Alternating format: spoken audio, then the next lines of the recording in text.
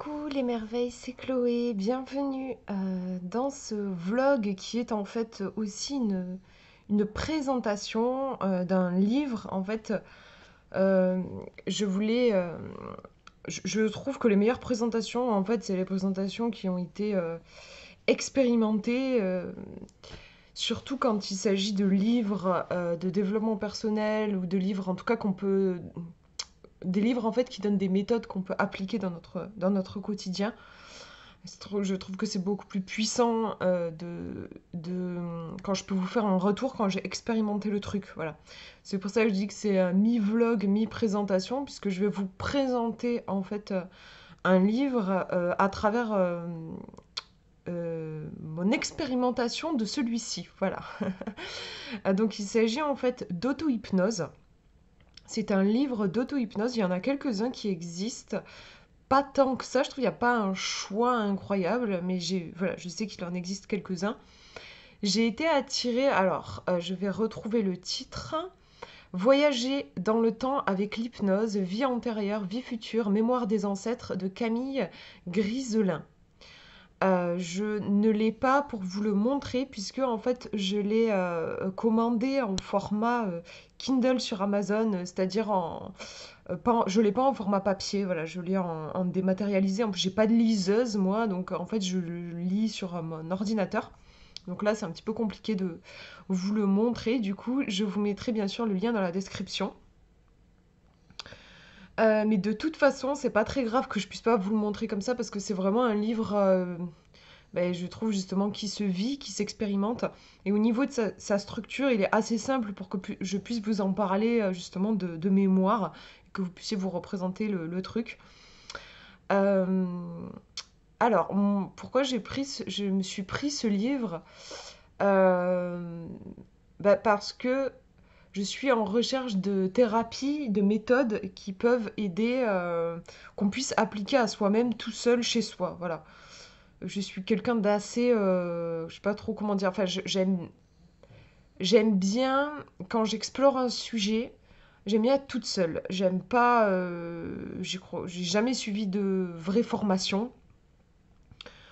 J'ai suivi quelques programmes en ligne, mais des programmes justement où là encore une fois j'ai été toute seule avec le contenu et tout ça. Je fuis vous savez, les cours, les cours où il y a un prof et des élèves, voilà. Parce que je sais pas, bon déjà ma phobie sociale doit jouer probablement, mais il y a aussi le fait que je suis toujours un peu méfiante. Je me dis toujours que le professeur nous transmet sa propre vision de l'étude qu'il nous propose. Et personnellement, j'aime bien ouvrir et avoir plein d'approches. Donc c'est pour ça que notamment, quand j'étudie un sujet, je me nourris de plein de livres écrits par plein d'auteurs différents. Vous me direz, quand on étudie, normalement, on se nourrit, même quand on a un professeur, il nous dirige vers des livres écrits par des auteurs différents. Tu sais, je sais pas, ça tient peut-être pas trop la route, du coup, ce que je dis, mais en tout cas, je sais que personnellement, je suis plus à l'aise et je préfère étudier toute seule. Et pour ce qui est de la thérapie, eh ben, je dirais que pour ma part, c'est aussi assez compliqué de faire une thérapie, enfin, en fait, de travailler avec un thérapeute. C'est quelque chose qui est compliqué pour moi. J'ai souvent des relations conflictuelles, j'ai souvent eu des relations conflictuelles avec des thérapeutes parce que il pouvait y avoir une forme de hiérarchie, en tout cas c'est comme ça que j'avais ressenti, genre le thérapeute euh, qui a une certaine posture et moi je dois me laisser guider et souvent c'est quelque chose qui va me gêner, du coup je rentrais en conflit avec mes thérapeutes. Euh, donc c'était compliqué. J'ai aussi des difficultés à faire confiance. Et donc quand vous ne faites pas confiance à votre thérapeute, c'est compliqué d'aller profondément dans les choses. Pour toutes ces raisons, j'étais en recherche de une thérapie que je puisse m'appliquer toute seule à moi-même. Et là, on est sur de l'auto-hypnose et pas juste de l'hypnose. L'hypnose, c'est quelque chose que j'ai déjà essayé avec une thérapeute. Mon expérience n'a pas été franchement fructueuse. Enfin, honnêtement, ça ne m'a pas aidée. J'y allais par rapport à mon trouble anxieux généralisé et honnêtement, j'ai vu aucune différence. Et c'est quand même un petit peu frustrant quand vous essayez quelque chose et que vous vous investissez dedans et que vous en ressortez avec zéro résultat. C'est un petit peu fatigant. Donc, du coup, j'ai laissé tomber. Je, quelque part, il y avait un petit peu dans mon esprit, j'avais rayé la quasi-hypnose. Je m'étais dit, ça ne fonctionne pas. Mais je sais pas, je l'avais pas rayé définitivement. Je reste quand même ouverte et j'avais conscience que j'avais essayé avec juste une personne. Peut-être que c'était pas la bonne personne. Enfin bref. Et là, je tombe sur ce bouquin d'auto-hypnose qui parle de voyage dans le temps. Avec une couverture, alors je vous invite vraiment à aller voir sur Amazon. Franchement, il y aurait une autre couverture, il est probable que je n'aurais peut-être pas acheté ce livre. J'ai été très attirée par la couverture qui dégageait quelque chose d'assez onirique, de magique en fait. Et on nous parlait de voyage dans le temps. Alors moi, je suis fascinée hein, par le voyage dans le temps, par tout ce qui est... Enfin voilà, c'est aussi pour ça que je m'intéresse à la cartomancie, puisque avec les cartes, le temps n'existe plus en fait. On peut aller voir ce qui s'est passé, mais aussi ce qui va se passer. Je suis convaincue que le temps n'est pas linéaire. J'ai eu beaucoup trop d'expériences pour croire que le temps puisse être linéaire. Des expériences qui m'ont prouvé que tout se passait en réalité simultanément, quoi. Et c'est assez fascinant et ça peut être d'ailleurs aussi perturbant pour notre cerveau et notre logique très occidentale d'ailleurs, hein, avec cette fameuse frise du temps. Euh, cette frise chronologique, comme on me souvient les cours d'histoire, voilà, comme si vraiment il y avait le passé, le présent et le futur. Euh, et donc, ouais, je suis assez fascinée par ça, par tout ce qui est aussi en lien avec la physique quantique, les vies parallèles, les univers parallèles, enfin voilà, tout ça, c'est quelque chose qui m'intrigue énormément et qui me fascine. Et donc là, un livre qui propose de voyager avec... Alors c'est marrant, il y avait pas... Je vous ai dit auto-hypnose, en fait je suis en train de regarder le titre et il n'y a pas marqué auto-hypnose. Mais c'est de l'auto-hypnose, du coup je vous le dis, c'est un livre, vous allez pouvoir rentrer en état d'hypnose sans avoir besoin d'un thérapeute. Hein. Voilà, c'est pas du coup inscrit dans le titre, mais c'est le cas. Et du coup, est-ce que je l'ai vu dans le résumé? Je sais même plus. Attendez, je vais aller voir le résumé parce que du coup, je suis sur Amazon là, en même temps que je vous parle. Bah tenez, je vais vous lire le résumé. Comme ça, vous aurez un aperçu. Vous vous sentez parfois bloqué dans votre vie sans trop savoir pourquoi, vous ressentez un malaise ou des craintes malgré vous.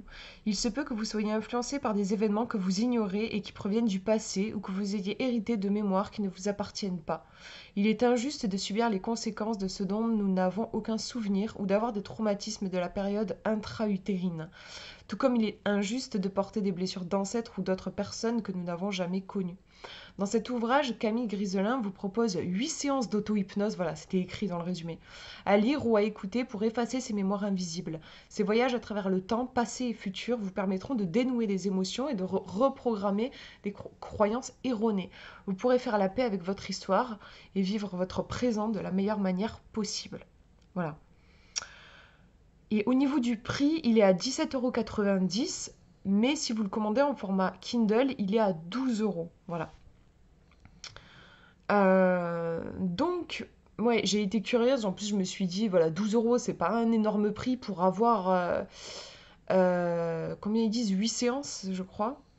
En tout cas, oui, c'est ça, 8 séances d'auto-hypnose. La possibilité éventuelle de peut-être, parce que personnellement, je sais que dans ce que je traverse, j'ai beaucoup de traumas liés notamment à des mémoires de mes ancêtres. Du coup, je me disais, voilà quoi, pour 12 €, avoir peut-être la possibilité de comprendre certaines choses, de vivre une expérience unique, parce que voilà, faire des voyages dans le temps, c'est pas ce que j'avais expérimenté dans mes séances avec ma thérapeute, hein, clairement pas. C'était plus des séances qui ressemblaient à de la relaxation, de la sophrologie. Enfin, c'était genre à imaginer un bel arbre, vous vous asseyez contre le tronc de cet arbre. Enfin, c'était voilà, c'était pas il n'était pas question de voyage dans le temps. Donc je me suis dit pour 12 euros, en plus avec Amazon, vous pouvez vous faire rembourser, vous pouvez renvoyer votre e-book si jamais il vous plaît pas et tout. Donc je me suis dit, au pire, je risque surtout de perdre du temps. Voilà. Et en ce moment, j'en ai du temps. Je veux justement le consacrer à ma guérison, à mon bien-être, au fait d'aller mieux. Donc je me suis dit, allez, c'est parti, j'y vais. Et je ne regrette vraiment, vraiment pas, vous vous en doutez si je vous tourne cette vidéo, je ne regrette vraiment pas l'expérience et d'avoir osé essayer. Vraiment, c'est un bouquin que j'ai trouvé incroyable. Du coup, je vais m'intéresser de près à Camille Griselin que je ne connaissais pas. Et je vais acheter tous ces bouquins, comme je fais à chaque fois que je tombe sur quelqu'un dont j'apprécie le travail. Et elle a aussi créé un autre livre d'auto-hypnose pour travailler sur la confiance en soi, peut-être des thèmes un petit peu plus simple entre guillemets. Enfin, voilà, on n'est plus dans les voyages dans le temps, on est là dans la confiance en soi, les phobies, le stress, tout ça. Mais en effet, quelque chose qui peut énormément me parler aussi. Donc, je vais me tourner vers ce livre, c'est certain. En plus, il a exactement la même structure que celui dont je vous parle aujourd'hui. Alors justement, je vais vous détailler un peu au niveau de la table des matières. Alors, au début, elle nous explique que c'est un livre donc qui se base sur la technique de l'hypnose SAGEC, S-A-J-E-C-E. Dans mes souvenirs, là, en gros, c'est une technique qui se base sur la lecture d'histoires. On va vous raconter des histoires et c'est votre inconscient qui va choper les informations en écoutant les histoires. Donc moi, qui adore les histoires, c'est effectivement une méthode qui me convient tout à fait.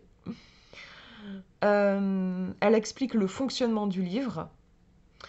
Dans mes souvenirs aussi, elle vous parle de l'hypnose, de certaines expériences qu'elle a pu faire pendant ses séances. C'est assez impressionnant.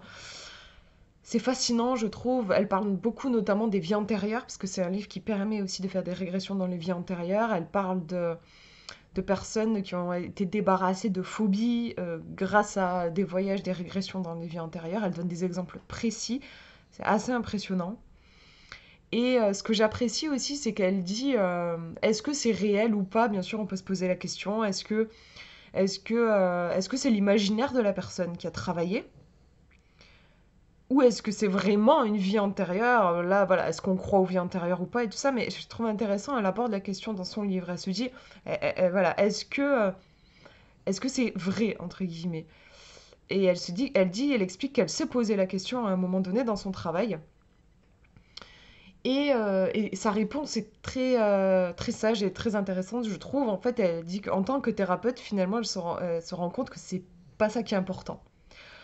Que ce soit l'imaginaire de la personne qui est travaillée, que la personne se soit imaginée qu'elle a eu une vie antérieure où elle s'est noyée, machin, et que c'est pour ça qu'aujourd'hui elle a la phobie de l'eau, que ce soit un truc qu'elle est complètement fantasmée, si dans la réalité ça fait qu'elle n'a plus peur de l'eau, bah on prend quoi, c'est ok, tout bonus parce que c'est ce qu'on cherche. Ce qu'on cherche, c'est à aller mieux. La personne, elle consulte pour, par exemple, se défaire de sa peur de l'eau. Si l'objectif est atteint, finalement, on s'en fiche un petit peu de savoir comment c'est atteint. Que cette vie antérieure, elle ait été réelle, qu'effectivement cette personne se soit noyée, voilà, et que c'est pour ça, ça explique cette peur de l'eau, ou que ce soit quelque chose qu'elle a imaginé, on s'en fout un petit peu. Je trouve en effet, je suis d'accord avec ce point de vue-là.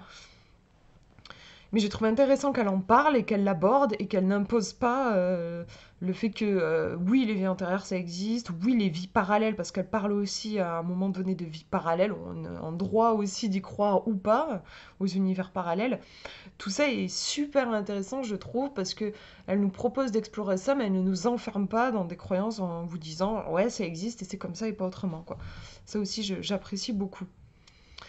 Donc au niveau je vais vous dire, au niveau des séances, pour que vous sachiez un petit peu les thèmes, vous avez une séance dans l'enfance où vous allez voyager du coup dans votre petite enfance. Vous avez un voyage, elle appelle ça des voyages à chaque fois, dans la vie intra-utérine. Vous avez un voyage pour vos vies antérieures, un voyage pour avoir des informations sur la vie d'un de vos ancêtres. Là, ça, j'ai trop hâte de le faire, je ne l'ai pas encore fait, pour voyager dans la mémoire de l'inconscient collectif. J'adore vraiment le concept. Vous pouvez aussi faire un voyage dans le futur de votre vie. Ça aussi, j'ai hâte. Vous pouvez aussi faire un voyage dans une de vos prochaines vies. Là aussi, j'ai hâte. Et dans une vie parallèle. Et ça, je l'ai fait. Donc moi, actuellement, j'ai fait le voyage dans une vie parallèle, dans l'enfance. Et j'ai fait les ancêtres. Voilà. Et je sais pas si ça s'entend, mais je suis vraiment très, très enthousiaste. C'est un livre que je trouve absolument incroyable. Alors, donc moi, je l'ai commandé en format Kindle, comme je vous disais. Alors franchement, j'ai tellement apprécié ce livre que j'hésite presque à me l'acheter en papier, ne serait-ce que pour soutenir l'auteur, en fait. Voilà. Mais au niveau de la structure du livre, en fait, donc vous avez ces séances. Et en fait, ces séances, elles sont écrites. Et vous avez un flash code, un truc à flasher avec votre portable pour pouvoir écouter cette séance. C'est quand même plus pratique de l'écouter que de la lire. Je vois mal comment on peut faire. Enfin, si, ça doit être possible. De lire, moi je préfère personnellement m'allonger et écouter. Voilà. Donc en fait, honnêtement, vous n'avez pas besoin de la version papier, sachant que en gros, c'est un livre que vous pouvez très bien ne pas lire, juste lire l'introduction, mais ensuite tout le reste, les 8 séances, vous pouvez ne jamais les lire parce que vous allez les écouter en faisant le flash code. Je sais pas si je suis très claire, mais du coup, voilà, si vous voulez économiser un peu, clairement, vous pouvez très bien prendre le bouquin en format Kindle. Parce que c'est un livre en fait qui va être essentiellement écouté. Euh, Au niveau des voyages, comment ça se passe? Donc vous avez vu, il y a des thèmes, par exemple, pour voyager dans la petite enfance. À chaque fois, c'est des mini-histoires, des petites histoires. Il y a 8 histoires, je crois, qui sont racontées. Donc par exemple, pour la petite enfance, vous allez avoir 8 petites histoires en lien avec des enfants. En fait, on va vous raconter l'histoire de 8 petits enfants, des fois des garçons, des fois des filles, voilà, dans des contextes de vie complètement différents. Et juste vous écoutez. Et à la fin, il y a toujours une demande à l'inconscient. On vous propose de faire une demande à l'inconscient. Donc, par exemple, là, demander à votre vous, enfant, de vous transmettre un message important. Et elle dit que l'information peut venir à la fin de la séance ou bien ne pas venir, mais venir plus tard, souvent la nuit, dans les nuits qui suivent la séance. Et elle conseille d'espacer les séances d'au moins 7 jours, le temps que l'inconscient bosse. Moi, effectivement, dans la pratique que j'ai jamais eu d'informations pendant la séance, mais je les ai eues dans les nuits qui ont suivi. Ça m'a toujours fait ça. Voilà, est-ce que je vous ai tout dit sur ça? Oui, alors un truc assez étonnant, super intéressant, je trouve, et, enfin en tout cas c'est ce que j'ai vécu moi personnellement, c'est qu'en fait quand j'écoute ces histoires, alors déjà c'est très bien écrit, c'est très poétique, c'est touchant. Moi, j'ai vraiment vécu, à chaque fois, je sais pas, je trouve que c'est émouvant, c'est touchant, c'est humain, c'est beau de traverser toutes ces histoires. Forcément, vous allez parfois vous sentir proche de certains personnages, parfois non, parfois oui, ça va vous parler. Et il y a quelque chose qui se passe, bah, c'est en fait, on entre dans un état particulier, hein, sûrement un état modifié de conscience. Et moi, il m'est arrivé à chaque fois sur ces 8 histoires, très souvent, il y en a une que je sais pas comment vous dire, je n'arrivais pas à l'entendre. Enfin, c'est comme je l'entendais, mais j'arrivais pas à la retenir. C'est comme si alors je ne dormais pas, mais mon esprit, c'est trop bizarre. Je pense que c'est un état probablement un peu d'hypnose, j'en sais rien, mais en tout cas, je ne suis plus. C'est-à-dire que par exemple, quand la séance a été finie, cette histoire-là, vous me demandiez de vous raconter, je ne pouvais pas vous dire de quoi ça parlait. Voilà. Et ça me le faisait à chaque fois sur une histoire. Il y a une histoire que mon cerveau il squeezait, quoi, genre pouf. Et quand cette histoire elle était terminée, mon cerveau conscient se rebranchait et je captais la nouvelle histoire. Mais cette histoire, l'histoire précédente, je l'avais pas entendue.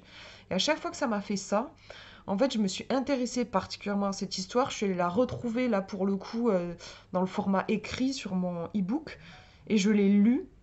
Et c'était absolument incroyable à quel point cette histoire semblait parler de moi, et par exemple là du moi enfant, quand je travaillais sur la petite enfance.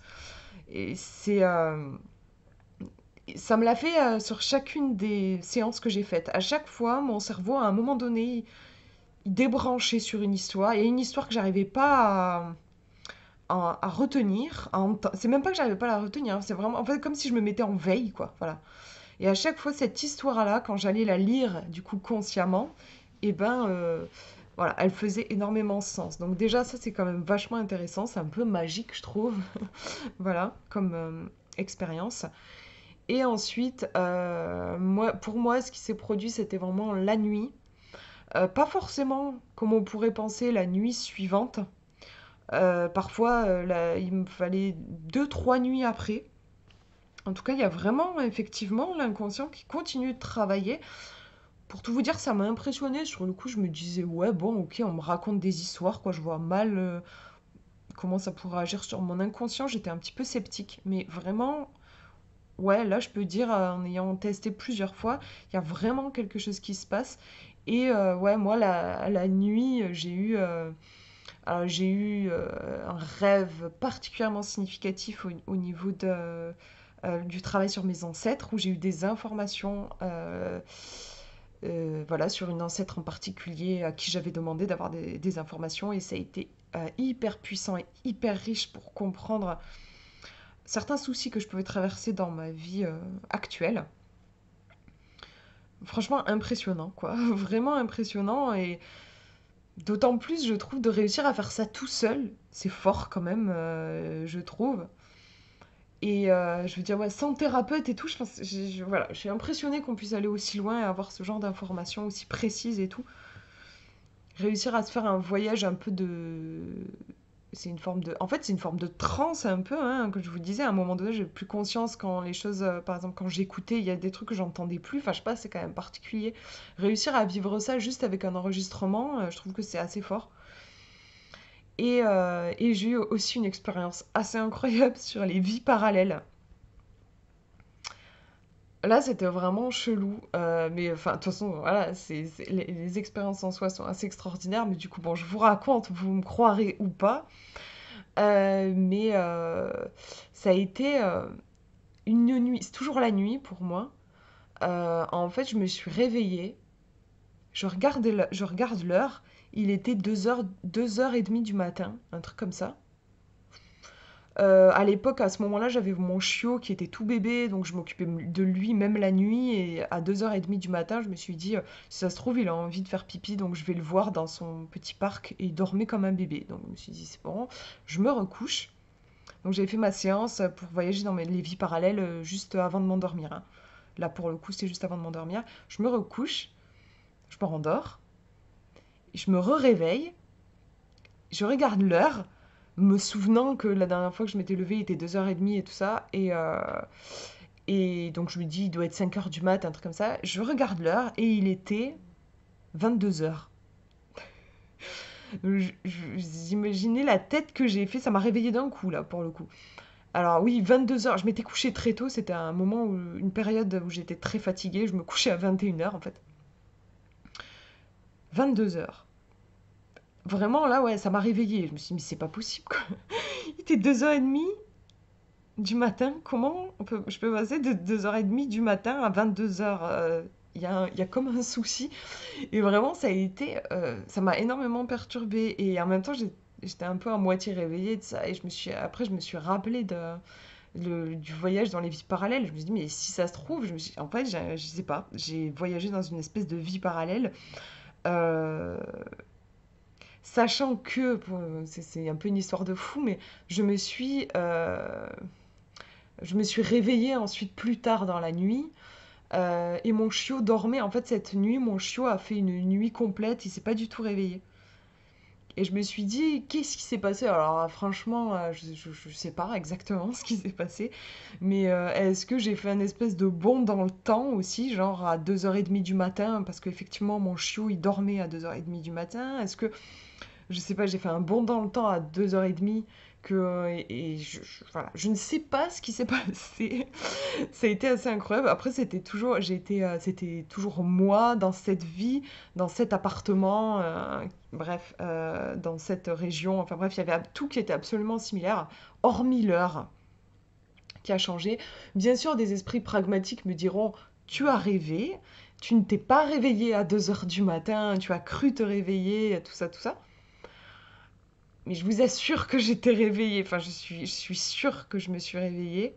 Après, encore un esprit pragmatique qui pourrait dire 22 heures, 2 heures du matin, on a le chiffre 2 qui revient. Est-ce que tu aurais mal regardé l'heure? Mais quand même, 0 et un 2, c'est quand même pas pareil que 22. Et puis, il y avait 22h30, ou, enfin 2h30 du matin et 22 heures, ou alors c'était l'inverse. Mais c'est qu'il y avait une demi-heure qui était. Bref, c'était pas exactement. J'avais pas vu 22 heures et 2 heures du matin, vous voyez? Là, à la limite, on pourrait dire il y avait que des deux.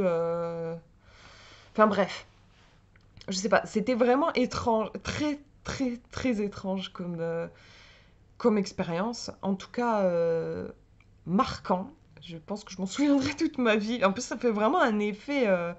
À chaque fois, ça m'a fait un effet incroyable. Vraiment, les séances que j'ai vécues m'ont fait un effet. Je sais pas, c'est difficile à décrire en fait, parce que c'est accompagné d'un ressenti très fort en fait. Voilà. Donc je ne peux que vous inviter à expérimenter encore une fois, de toute façon, voilà. Il faut, je trouve que dans la vie, il faut expérimenter et ne pas croire sur parole. Donc vraiment, je vous invite à, si vous êtes curieux, si vous avez envie d'avoir des informations sur voilà, sur des vies passées, le vie de vos ancêtres ou des trucs comme ça, franchement, essayez. Vous avez, comme je disais, rien à perdre. Ce n'est pas toxique, ce n'est pas c'est voilà, c'est pas vous prenez pas une drogue ou quoi, c'est juste vous écoutez une personne qui vous parle et c'est assez voilà, incroyable je trouve. Au pire, il se passera rien pour vous quoi.